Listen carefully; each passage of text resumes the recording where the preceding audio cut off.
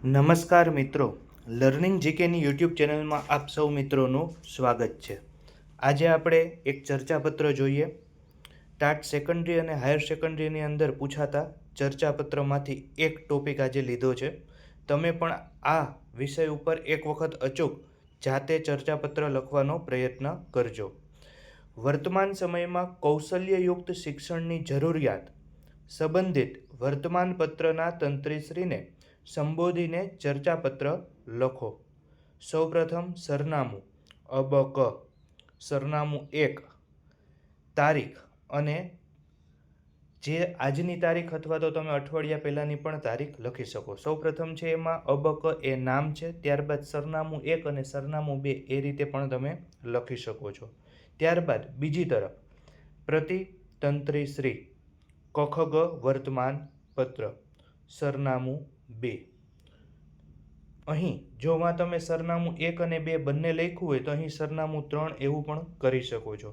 ત્યારબાદ વિષય તો કે ચર્ચાપત્ર પ્રકાશિત કરવા બાબતે, અને તમે ત્યાં આ વિષય તરીકે પણ લખી શકો કે વર્તમાન સમયમાં કૌશલ્યયુક્ત શિક્ષણની જરૂરિયાત તે અંગેનો ચર્ચાપત્ર. ત્યારબાદ સુજ્ઞ મહોદયશ્રી સવિનય જણાવવાનું કે વર્તમાન સમયમાં કૌશલ્યયુક્ત શિક્ષણની જરૂરિયાત વિષય પરત્વે મારા મંતવ્યો આપના વર્તમાન પત્રની અંદર પ્રકાશિત કરવા વિનંતી. ત્યારબાદ બિડાણ ચર્ચાપત્ર લિખિતન આપનો વિશ્વાસુ અબક, અને આ બાબત તમે સૌથી નીચે પણ લખી શકો છો. ત્યારબાદ ચર્ચાપત્રમાં કોઈ એક ટોપિકનો મુખ્ય હેડિંગ આપવું.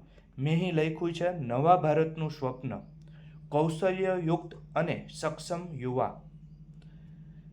આજે આપણે 21મી સદીના ત્રીજા દાયકામાં જીવી રહ્યા છીએ, જેને જ્ઞાન, વિજ્ઞાન અને કૃત્રિમ બુદ્ધિમત્તાનો યુગ કહેવામાં આવે છે.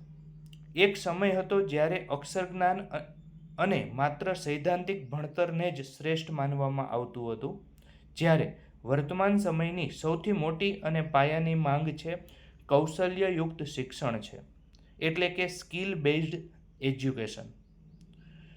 કૌશલ્યયુક્ત શિક્ષણ એટલે એવું શિક્ષણ જે વિદ્યાર્થીને માત્ર શું વિચારવું તે નહીં, પરંતુ કેવી રીતે વિચારવું અને કાર્ય કરવું તે શીખવે છે. કૌશલ્યયુક્ત શિક્ષણના મુખ્યત્વે 2 પ્રકાર પડે છે.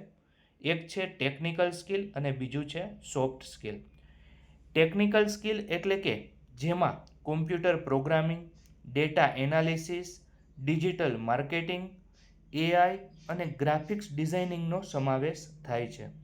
જ્યારે સોફ્ટ સ્કિલ જેમ કે અસરકારક સંવાદ કળા, ટીમ વર્ક, મેનેજમેન્ટ, નેતૃત્વના ગુણો, સમય વ્યવસ્થાપન, કટોકટીના સમયમાં યોગ્ય નિર્ણય લેવાની ક્ષમતા, આ બધા સોફ્ટ સ્કિલ છે. આ દિશામાં સરકાર દ્વારા કેટલાક સકારાત્મક પ્રયાસો હાથ ધરવામાં આવ્યા છે જે નોંધનીય છે.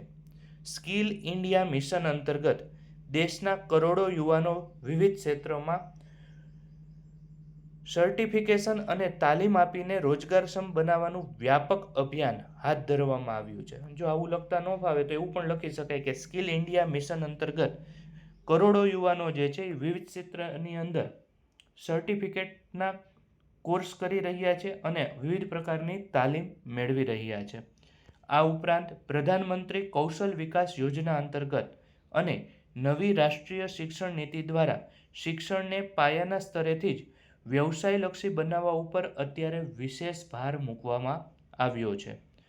ત્યારબાદ કોઈ પણ રાષ્ટ્રની પ્રગતિનો આધાર તેના કારખાનાઓ કે મશીનો પર નથી, પરંતુ ત્યાંની શૈક્ષણિક સંસ્થાઓમાં તૈયાર થતા માનવ સંસાધન પર રહેલો છે.